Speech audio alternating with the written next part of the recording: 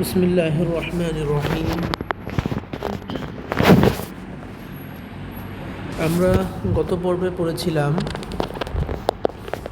লাফজুনের প্রকারভেদ এবং কালিমার প্রকারভেদ এবং ইসিম ফেল হরফের সংজ্ঞা আমরা গত পর্বে শেষ করেছিলাম। এছাড়াও মুরাক্কাবের কিছু অংশ পড়া হয়েছিল। তো আজকে আমরা পূর্বের আলোচনার কিছুটা অংশ আলোচনা করে এরপরে আমরা সামনে যাব। প্রথমে হচ্ছে আমাদের নাহুর যে পড়াশোনা, এটার মেইন ফোকাসটা প্রথমে হচ্ছে লবস কেন্দ্রিক। লবস হচ্ছে লবস কাকে বলে? যে কোনো মানুষের মুখ থেকে উচ্চারিত যে কোনো শব্দকেই লাফজুন বলা হয়। লবসটা দুই প্রকার, একটা হচ্ছে মুহমাল। মুহমাল হচ্ছে অর্থহীন, আর একটা হচ্ছে মাউদু। মাউদুটা হচ্ছে অর্থপূর্ণ। আচ্ছা, মুহমাল এখানেই শেষ, এটা সামনে যাবে না। এরপরে আমরা মাউদুটাকে দুইটা ভাগ করেছি। দুইটা ভাগের প্রথমটা হচ্ছে আল মুফরদ মানে একক শব্দ, এবং আল মুরাক্কাব যৌগিক শব্দ। এখন এই মুফরদের আরেকটা নাম হচ্ছে কালিমা। মুফরদের আরেকটা নাম কি? কালিমা। এটা মনে রাখতে হবে। আর মুফরদ বা কালিমাটা কয় প্রকার? তিন প্রকার। কি কি? ইসমুন, ফেয়লুন, হারফুন। আমরা এটার মোটামুটি একটা পড়েছি। আমরা এগুলো কাকে বলে, কত প্রকার, কি কি, এগুলো আমরা বিস্তারিত টুকটাক আলোচনা করেছি। এরপরে মুরাক্কাবে আমরা যদি এখন চলে আসি, আমাদের এইটুক পার্ট শেষ। এই যে এইটুক পার্ট আলোচনা শেষ। এখন আমরা যদি মুরাক্কাবে আসি, মুরাক্কাব থেকে আমরা প্রথমে আসবো হচ্ছে আল মুরাক্কাবুল মুফিদ এবং আল মুরাক্কাবুল গয়রু মুফিদ। মুফিদ শব্দের অর্থ হচ্ছে উপকারী, আর মুরাক্কাব মানে যৌগিক বাক্য। মুফিদ মানে হচ্ছে উপকারী বা সম্পূর্ণ। তো মুরাক্কাবুল মুফিদ মানে সম্পূর্ণ বাক্য বা উপকারী বাক্য, যে বাক্য কোনো একটা ফায়দা দিবে। ফায়দা মানে কি? মানে একটা সঠিক অর্থ প্রদান করবে, এরকম বাক্যকে বলা হয় মুরাক্কাবে মুফিদ। এক কথায় পূর্ণাঙ্গ বাক্য, যার উপর শ্রোতার কোনো প্রশ্ন থাকে না। এখন মুরাক্কাবে মুফিদটা কাকে বলে?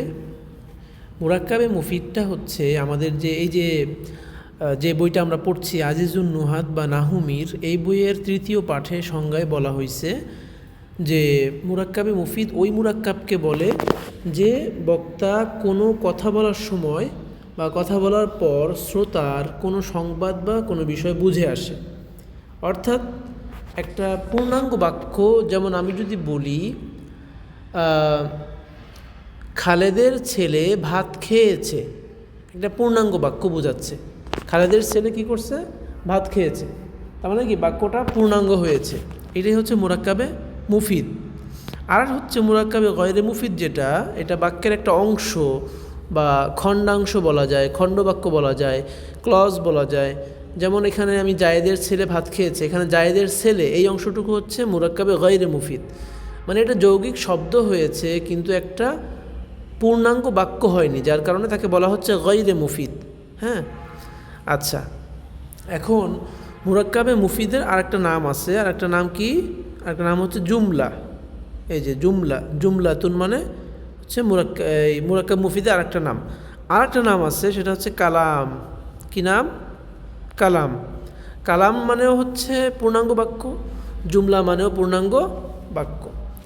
এখন আমরা মুরাক্কাবে মুফিদের যে দুইটা ক্লাসিফিকেশন, এই দুইটা ক্লাসিফিকেশন একটু আলোচনা করব। আচ্ছা, মুরাক্কাবে মুফিদ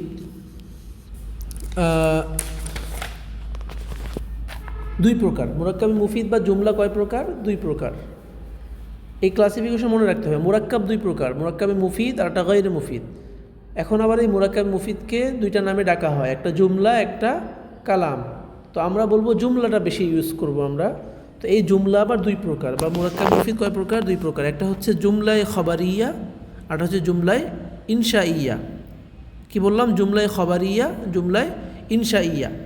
জুমলায় খবরিয়া কাকে বলে? জুমলায় খবরিয়াটা হচ্ছে যে বাক্যের বক্তাকে ওই বক্তব্যের ব্যাপারে সত্যবাদী বা মিথ্যাবাদী বলা যায়, তাকে জুমলায় খবরিয়া বলে। অর্থাৎ একটা লোক যখন কোনো একটা বাক্য বলবে বা একটা কথা বলবে, ওই কথার ব্যাপারে ওই লোকটাকে সত্যবাদী বা মিথ্যাবাদী বলা যাবে, তাকেই বলে কি জুমলায় খবরিয়া।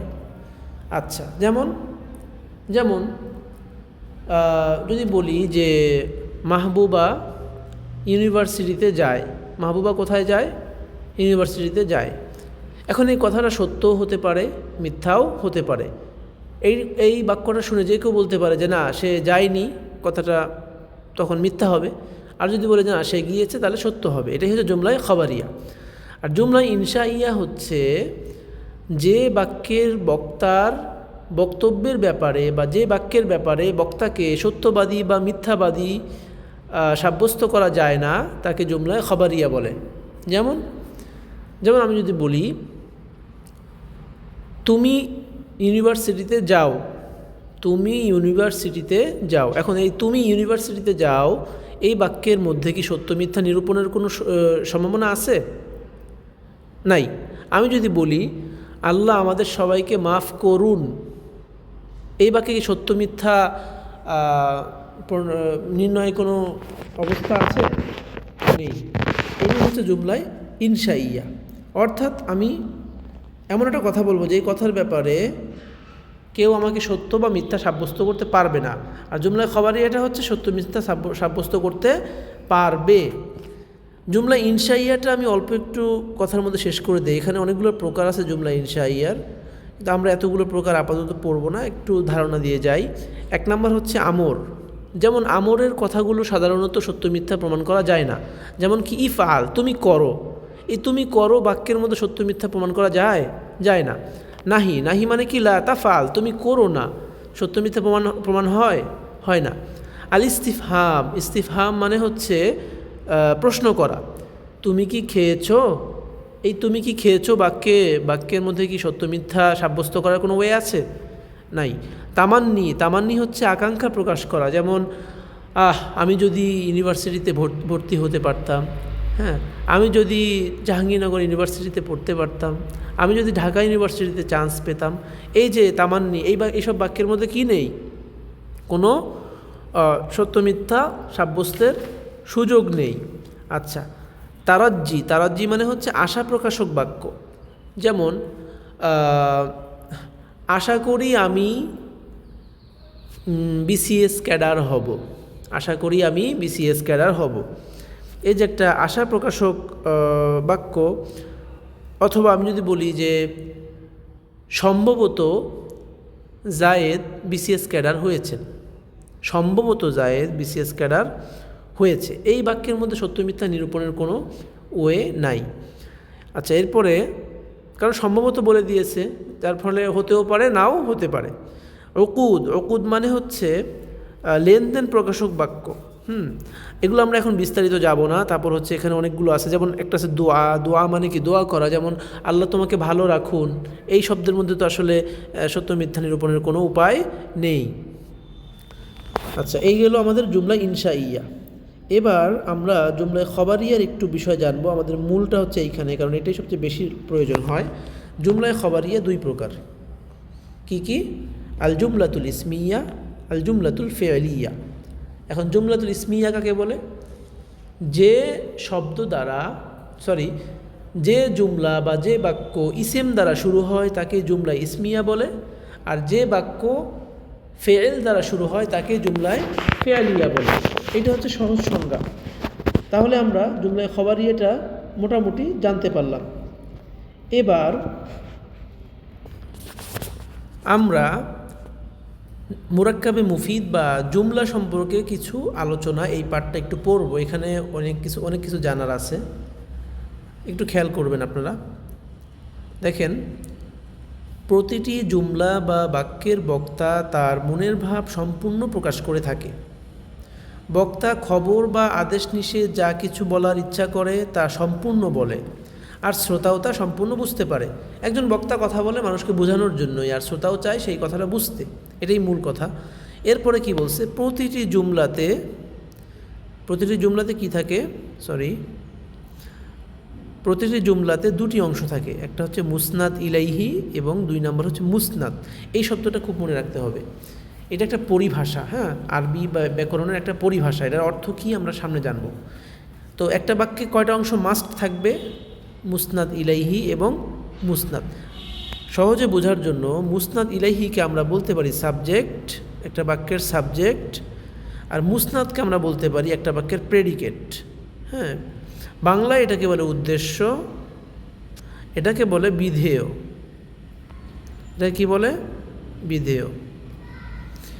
আচ্ছা, এরপরে কি আছে? মুসনাদ ইলাইহির পরিচয় দিচ্ছে। মুসনাদ ইলাইহি কাকে বলে?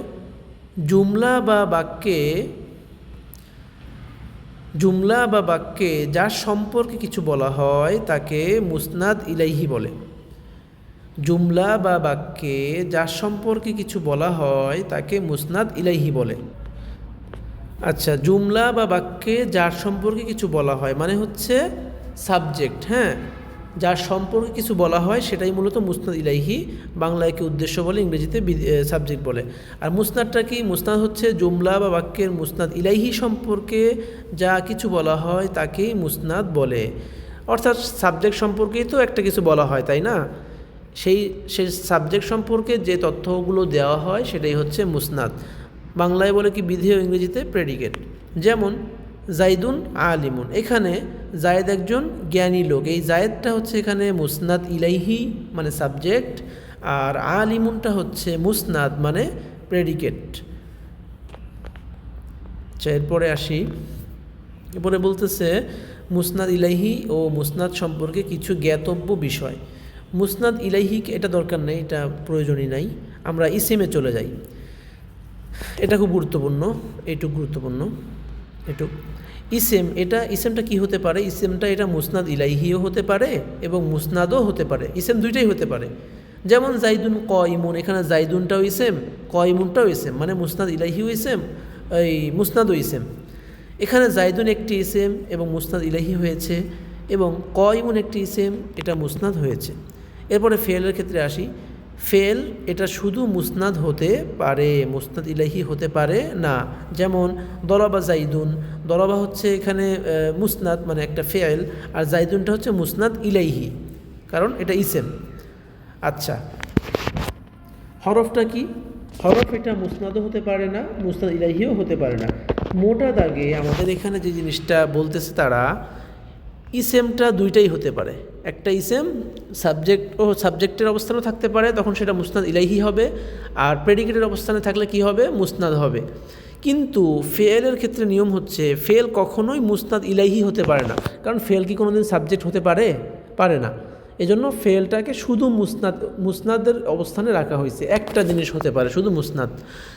আর হরফ যেটা, এটা কিছুই হতে পারে না, এটা না পারে সাবজেক্ট না পারে অবজেক্ট। হ্যাঁ, হরফগুলো হচ্ছে প্রিপোজিশনের মতো। সো হরফ মুসনাদও হয় না, মুসনাদ ইলাইহিও হয় না। এবার আসতেছি আমরা জুমলায়ে খবরিয়ার প্রকারভেদ সম্পর্কে। জুমলায়ে খবরিয়া দুই প্রকার, জুমলাতুল ইসমিয়া, জুমলাতুল ফিআলিয়া। আমরা ওখানে জুমলায়ে খবরিয়া আর জুমলা ইনশাইয়া পড়ে এসেছি। সেখান থেকে জুমলায়ে খবরিয়াটা হচ্ছে আবার দুই প্রকার, একটা ইসমিয়া একটা ফিআলিয়া। এসএম দিয়ে শুরু হলে তাকে ইসমিয়া বলে, ফেল দিয়ে শুরু হলে তাকে জুমলায় ফেলিয়া বলে। আমরা তারপরও বইটি একটু পড়ে দেখি।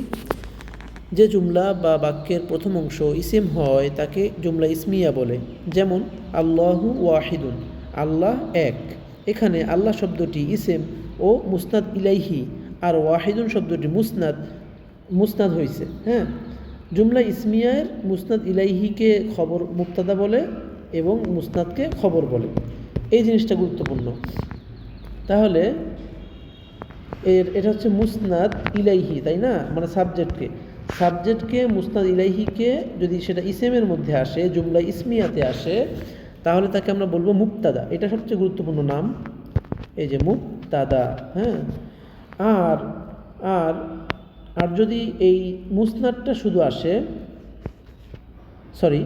মানে মুসনাদ ইলাইহিকে আমরা বলবো মুবতাদা আর মুসনাদকে বলবো আমরা খবর। ঠিক আছে? তাহলে এখন আমরা মুসনাদ ইলাইহি আর মুসনাদ এই দুইটা শব্দ যেহেতু কঠিন, আমরা এইভাবে না বলে কি বলবো? মুবতাদা খবর। মুসনাদ ইলাইহি হচ্ছে মুবতাদা, দ্যাট মিনস সাবজেক্ট। মুবতাদা কি? সাবজেক্ট। আর এইটা যেটা প্রেডিকেট, ওটাকে কি বলবো? খবর বলবো। ব্যাস। এরপরে কি বলতেছে? অতএব এই উদাহরণে আল্লাহ শব্দটি হচ্ছে মুবতাদা এবং ওয়াহিদুন শব্দটি খবর। তারকিব করার সময় বলতে হবে আল্লাহ শব্দটি মুবতাদা এবং ওয়াহিদুন শব্দটি উক্ত মুবতাদার খবর। মুবতাদা আর খবর মিলে জুমলা ইসমিয়া হয়েছে। হ্যাঁ, আমরা সামনে যখন তারকিব পড়ব তখন আমরা এই বিষয়টা আরও সুন্দর করে বুঝতে পারবো ইনশাআল্লাহ। এবার জুমলায় ফেলিয়া কাকে বলে? যে জুমলা বা বাক্যের প্রথম অংশ ফেল হয় তাকে জুমলায় ফেলিয়া বলে। যেমন দরবা জাইদুন, জায়েদ প্রহার করলো। এখানে দরবা হচ্ছে ফেল, আর ফেল কি হয়? মুসনাদ হয়। ফেল কখনো মুসনাদ ইলাইহি হয় না, তাই এখানে বলছে মুসনাদ। আর জাইদুন হচ্ছে মুসনাদ ইলাইহি। জাইদুনটা কি? মুসনাদ ইলাইহি, কারণ জাইদুন এখানে সাবজেক্ট, কাজটা করছে কে? জাইদুন, এই জন্য মুসনাদ ইলাইহি। এরপরে কি বলতেছে? জুমলায় ফেলিয়ার মুসনাদকে ফেল বলে এবং মুসনাদ ইলাইহিকে ফাইল বলে। তাহলে শেষ করি। অতএব এই উদাহরণে দরবা হচ্ছে ফেল এবং জায়েদ শব্দ উক্ত ফেলের ফাইল। তারকিব করার সময় বলতে হবে দরবা ফেলের জাইদুন উক্ত ফেল, দরবা ফেল এবং জাইদুন শব্দটি উক্ত ফেলের ফাইল বা কর্তা। ফেল এবং ফাইল মিলে একত্র হয়ে কি তৈরি হয়? জুমলায় ফেলিয়া। এই যে কথাগুলো, এখানে মূল সারসংক্ষেপ কথা হচ্ছে জুমলায় খবরিয়াটা দুই প্রকার, একটা হচ্ছে জুমলায় ইসমিয়া, একটা জুমলায় ফেলিয়া। জুমলায় ইসমিয়ার মধ্যে প্রথম যে অংশটুকু থাকে তাকে বলে মুবতাদা, আর যে অংশটুকু ওই মুবতাদার ব্যাপারে খবর দেয় তাকে বলা হয় খবর। ঠিক আছে, শেষ। আর ফেলের ক্ষেত্রে প্রথম যে ফেলটা থাকে ওটা তো ফেলই বলবো আমরা, আর ফেলের যে কাজটা যে করবে, কর্তা যে থাকবে, তাকে আমরা ফাইল বলবো। ব্যাস, সহজ বিষয়। শুধু আপনারা একটু মনে রাখবেন, এটা হচ্ছে, আচ্ছা এখানে আমরা দেখতে পাচ্ছি এটা হচ্ছে জুমলা ইনশাইয়া। জুমলা ইনশাইয়া হচ্ছে 10 প্রকার। এটা আপাতত আমাদের দরকার নেই, আমরা শুরুতে একটু আলোচনা করছি এটা নিয়ে, যে জুমলা ইনশাইয়া কোনগুলো হতে পারে। সাধারণত আমরটা জুমলা ইনশাইয়া হয়, নাহি, ইস্তিফহাম, তামান্নি, তারাজ্জি, হ্যাঁ, এগুলো জুমলা ইনশাইয়ার প্রকার। আচ্ছা, এখন জুমলা ইনশাইয়া সম্পর্কে আরও কিছু আলোচনা, এটা প্রয়োজন আমাদের, তাই একটু পড়তে হবে। এটুক বাদ, এটুক দরকার নাই, আমরা একদম নিচ থেকে পড়ব। এখানে বলতেছে জুমলায় ইনশাইয়াতেও জুমলা ইসমিয়া হয় এবং জুমলায় ফেলিয়া উভয়টি পাওয়া যায়। যেমন হাল দরবা জাইদুন, জায়েদকে প্রহার করেছে, এইটা কি? এটা হচ্ছে জুমলায় ফেলিয়া। এবং আনতা মারিদুন, তুমি কি অসুস্থ, হলো জুমলায় ইসমিয়া। উল্লেখ্য জুমলাতে মুসনাদ ইলাইহি এবং মুসনাদটির প্রতি লক্ষ্য রাখতে হবে, এটা খুব গুরুত্বপূর্ণ। জুমলাতে কি লক্ষ্য রাখতে হবে? মুসনাদ ইলাইহি এবং মুসনাদ, এইটা বেশি করে লক্ষ্য রাখতে হবে। এখন ইনশাইয়াটা কিভাবে তারা এই যে কথাটা বললো, কি বললো এখানে, যে জুমলা ইনশাইয়া শুরু হয় কি দিয়ে? ওই যে আমর, নাহি, এগুলো তো জুমলা ইনশাইয়া, তাই না? তো এখানে তারা বলতেছে, একটা উদাহরণ দিচ্ছে, হাল দরবা জাইদুন। তো হাল হচ্ছে একটা হরফ, আর হরফ যেহেতু মুসনাদও হয় না, মুসনাদ ইলাইহিও হয় না, তাই আমরা ওই হরফটাকে বিবেচনা করব না। হরফের পরে কি আছে সেটা বিবেচনা করব। তো হরফের পরে কি আছে? হরফের পরে ফেল আছে, ফেল দিয়ে বাক্যটা শুরু হয়েছে, দ্যাট মিনস এটা জুমলায় ফেলিয়া হবে। হ্যাঁ, আর যদি সেটা ইসেম হয়, যেমন এখানে খেয়াল করেন, আনতা মারিদুন, তুমি কি অসুস্থ। এখানে এই যে প্রথম যে একটা হামজা আসছে, এটা হচ্ছে একটা হরফ, প্রশ্নবোধক হরফ। আর আনতা এটা একটা ইসেম, মারিদুন একটা ইসেম। তো যেহেতু বাক্যটা ইসেম দিয়ে শুরু হয়েছে, এই জন্য আমরা এই বাক্যটাকে জুমলায় ইসমিয়াই বলবো, যদিও তার পূর্বে হরফ থাকে। ওকে, এবার আমরা এই কথাটুকু একটু বাংলা শুধু রিডিং পড়ে যাই। যদি মুসনাদ ইলাইহি আগে আসে তাহলে তা জুমলা ইসমিয়া হবে। আর যদি মুসনাদ আগে আসে এবং মুসনাদ ইলাইহিটি ফেল হয়, আর যদি মুসনাদ আগে আসে এবং মুসনাদটি ফেল হয় তাহলে তা জুমলায় ফেলিয়া হবে। বিষয়টা সহজ আছে না? যদি মুসনাদ ইলাইহি আগে আসে তাহলে জুমলা ইসমিয়া মাস্ট হবে, আর যদি মুসনাদ আগে আসে এবং মুসনাদটা ফেল হয় তাহলে তা জুমলায় ফেলিয়া হবে। ক্লিয়ার? এ দুটি অংশ ব্যতীত অন্য কোনো কালিমা বা হরফ আগে থাকলে তা লক্ষ্য করা হবে না, যেমনটা আমরা একটু আগে বলেছি। হ্যাঁ, যে জুমলা ইসমিয়া আর ওই ফেলিয়া, ফেল দিয়ে শুরু হবে বাক্যটা, নতুবা ইসেম দিয়ে শুরু হবে। হরফ দিয়ে শুরু হলে বা অন্য কোনো কালিমা দ্বারা শুরু হলে সেটার কোনো ধর্তব্য হবে না। আচ্ছা, অতএব হাল বা হামজা শব্দগুলো আগে থাকলে এগুলো যেহেতু মুসনাদ ইলাইহি কিছুই হয় না, তাই এগুলোকে লক্ষ্য করা হবে না। সুতরাং হাল দরবা জাইদুন হবে জুমলায় ফেলিয়া এবং আনতা মারিদুন হবে জুমলায় ইসমিয়া। তারকিব করার সময় বলতে হবে হাল এবং হামজা এগুলোকে আমরা হরফে ইস্তেফহাম বলবো, মানে প্রশ্নবোধক চিহ্ন বলবো। তাছাড়া অন্য শব্দগুলো পূর্বে বর্ণিত নিয়ম মতো তারকিব করে জুমলায় ফেলিয়া, জুমলায় ইসমিয়া বলতে হবে এবং শেষে জুমলায় ফেলিয়া এবং ইসমিয়ার সাথে ইনশা ইয়া শব্দটি বাড়াতে হবে আর কি। অর্থাৎ শুরুতে যদি কোনো হরফ থাকে অথবা এরকম কোনো কিছু থাকে, সেই ক্ষেত্রে আমরা শেষে ওই এক্সট্রাভাবে আমরা বলে নিব জুমলায় ফেলিয়া ইনশা ইয়া, জুমলা ইসমিয়া ইনশা ইয়া, ব্যাস।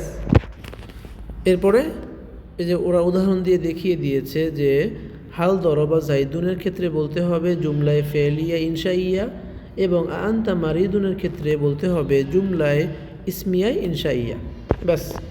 এইটুকু কনসেপ্ট আপনাদের ক্লিয়ার কিনা আমাকে একটু জানাবেন। এরপরে আমরা যাচ্ছি নবম পাঠে। নবম পাঠ হচ্ছে আল মুরাক্কাবুল গয়রু মুফিদ। হ্যাঁ, আমরা মুরাক্কাবে মুফিদ শেষ করেছি। মুরাক্কাবে মুফিদটা ছিল দুই প্রকার, একটা জুমলায় খবরিয়া, জুমলায় ইনশাইয়া। জুমলায় খবরিয়াটা আবার দুই প্রকার, একটা জুমলায় ইসমিয়া, জুমলায় ফেলিয়া। ওরকমভাবে জুমলায় ইনশাইয়াটাও আবার এক হিসেবে দুই প্রকার, একটা জুমলায় ইসমিয়া, জুমলায় ফেলিয়া। এই আচ্ছা, এবার আসতেছি মুরাক্কাবে গয়রে মুফিদ বা ক্লজ। হ্যাঁ, আরবিতে এটা মানে আমরা ইংলিশে ক্লজ বলতে পারি, যে বাক্যের কিছু খণ্ডাংশ থাকে ওগুলো। এটা আমরা জাস্ট রিডিং পড়ে যাব, বিস্তারিত এখানে জানার আপাতত কিছু নেই, জাস্ট জানার জন্য।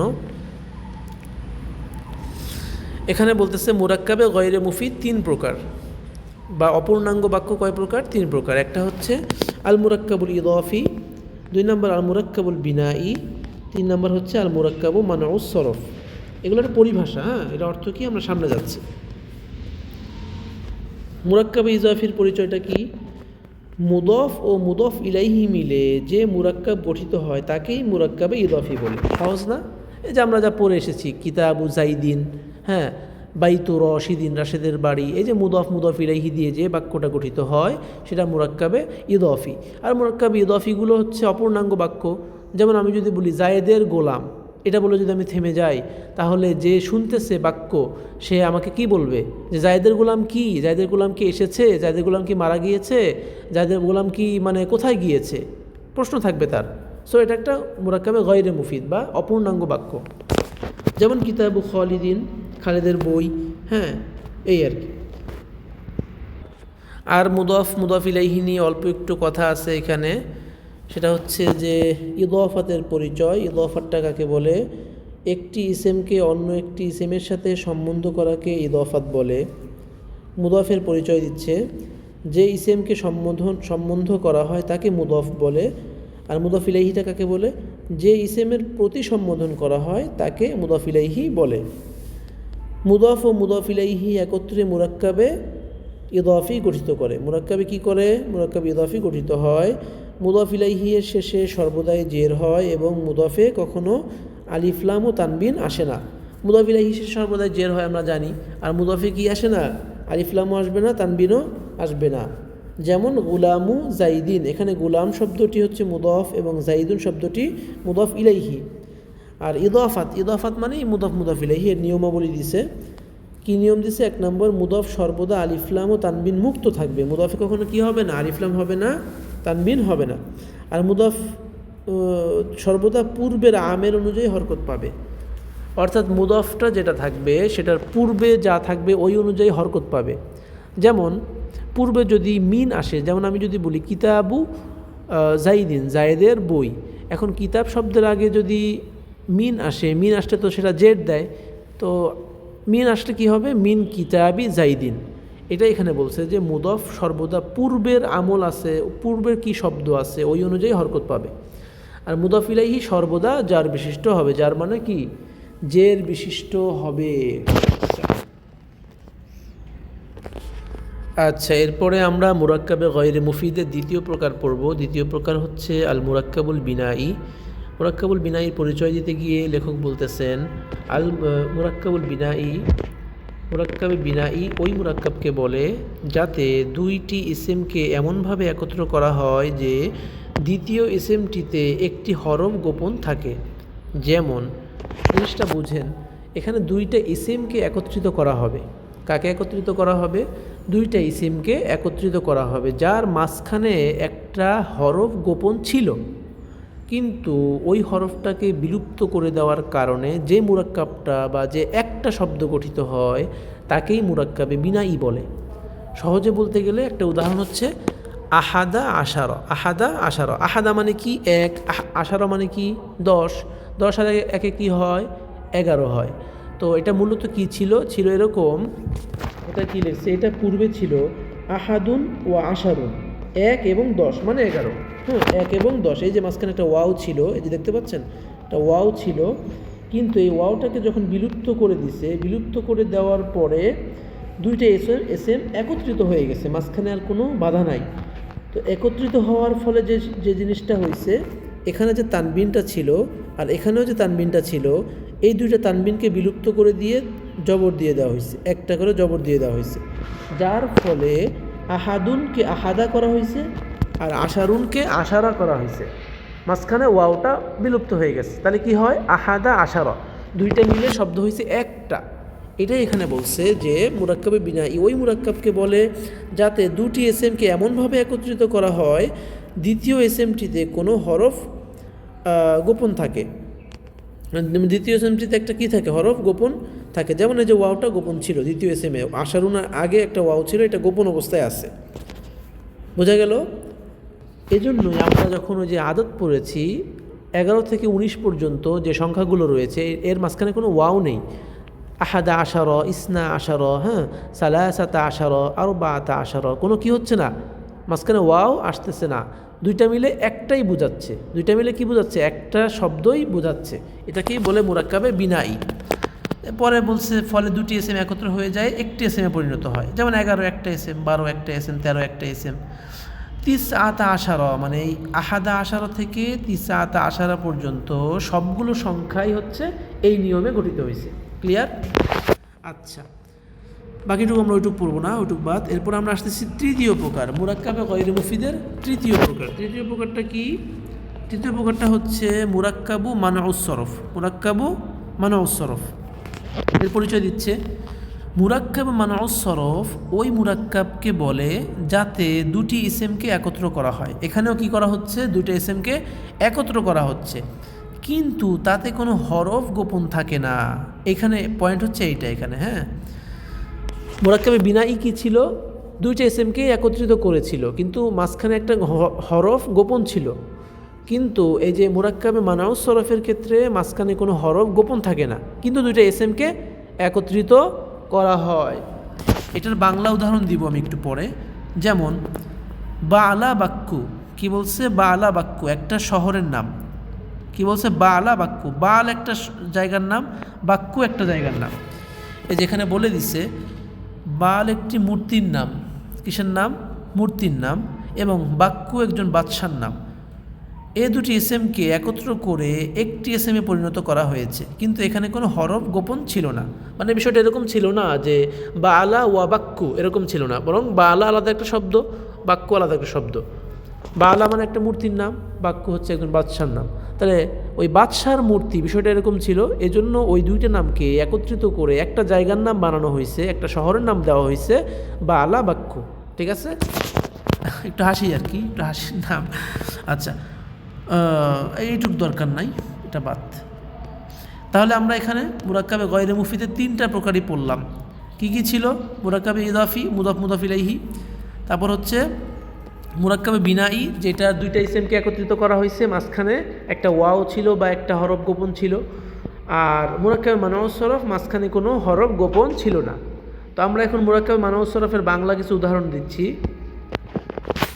যেমন আজিমপুর, হ্যাঁ, ঢাকার আজিমপুর। এই যে আজিম একটা শব্দ, পুর একটা শব্দ, মাঝখানে কিন্তু কোনো, আমরা বাংলায় বলি না আজিম এবং পুর, এরকম বলি না, আজিমপুর একসাথে। তারপরে হচ্ছে গাজীপুর, গাজী একটা শব্দ, পুর একটা শব্দ। নারায়ণগঞ্জ, নারায়ণ একটা শব্দ, গঞ্জ একটা শব্দ, হ্যাঁ, তারপর হচ্ছে রাজশাহী, রাজ একটা আলাদা শব্দ, শাহী একটা আলাদা শব্দ, এরকমভাবে অনেক আছে, অনেক। তারপর বাংলাদেশ, বাংলা একটা শব্দ, দেশ একটা শব্দ, দুইটা মিলে একটা শব্দ তৈরি হয়েছে। এগুলো সবই কি মানউস সরফ, মুরাক্কাবে মানউস সরফ। আচ্ছা, এখন এই মুরাক্কাবের গয়রে মুফিদের সম্পর্কে আরেকটা আলোচনা আছে। এই আলোচনায় মূলত যে বিষয়টা ব্যাকরণবিদরা বেশি উল্লেখ করছেন সেটা হচ্ছে এটা আরও দুইটা প্রকার আছে। আরও দুইটা প্রকার আছে, একটা আল মুরাক্কাবে তাওসিফি আর একটা আল মুরাক্কাবে সৌতি। তো ওই তিনটাই মেইন, আর এইখানে এই দুইটা আছে। এর মধ্যে আমরা এই একটা একটু বলতে পারি যে মুরাক্কাবে তাওসিফি যেটা, এটা কি, এটার পরিচয় দিতে গিয়ে তারা বলছেন যা মৌসুফ এবং সিফাত মিলে গঠিত হয় তাকেই মুরাক্কাবে তাওসিফি বলে। যেমন রজুলুন আলিমুন, একজন জ্ঞানী লোক, রজুলুন আলিমুন। এখন একজন জ্ঞানী লোক বললে বাক্যটা কিন্তু পূর্ণাঙ্গ হয় না, তাই না? বাক্যটা পূর্ণাঙ্গ বোঝা যাচ্ছে না যে একজন জ্ঞানী লোক, একজন জ্ঞানী লোক কি, সে কি এসেছে, সে কি খেয়েছে, সে কি গিয়েছে, অতএব এটা মুরাক্কাবে গয়রে মুফিদ। হ্যাঁ, তো মাউসুফ সিফাতের যে নিয়মটা পড়িয়েছিলাম ওইটাই এখানে দিছে, যে মাউসুফ যদি মারেফা বা নাকেরা হয় সিফাতটাও মারেফা নাকেরা হবে, মাউসুফ যদি তাসনিয়া হয় জমা হয় তাহলে সিফাতটাও জমা তাসনিয়া হবে। আচ্ছা, তাহলে আমাদের আপাতত এখানে এইটুকু জানলেই হচ্ছে আজকের ক্লাসে। নেক্সটে আমরা এই জুমলা বা বাক্য গঠন সম্পর্কে আর একটু আলোচনা করব। দেন আমরা নাহুর যে আরও গুরুত্বপূর্ণ বিষয় রয়েছে, জবরজের পেশ কীভাবে হয়, এগুলোতে আমরা চলে যাব ইনশাআল্লাহ। তো সেজন্য আমাদেরকে আলাদাভাবে এখানে আজকের এই ক্লাসটা খুবই গুরুত্বপূর্ণ ছিল, বিশেষ করে জুমলা এবং মুরাক্কাবে মুফিদ এবং গয়রে মুফিদের যে ব্যাপারটা, এটা আমাদের ভালো করে বুঝতে হবে। মুরাক্কাবে মুফিদটা হচ্ছে এক কথায় পূর্ণাঙ্গ বাক্য, আর মুরাক্কাবে গয়রে মুফিদ হচ্ছে অপূর্ণাঙ্গ বাক্য, অর্থাৎ একটা ক্লজ বা ফ্রেজ যেটাকে বলে তাকে মুরাক্কাবে গয়রে মুফিদ বলা যায়। এরপরের ক্লাসে আমরা ইনশাআল্লাহ বাক্য গঠন সম্পর্কে পূর্ণাঙ্গ জানব। আজকে পর্যন্ত এখানেই শেষ করছি। আসসালামু আলাইকুম ওয়া রাহমাতুল্লাহি ওয়া বারাকাতুহু।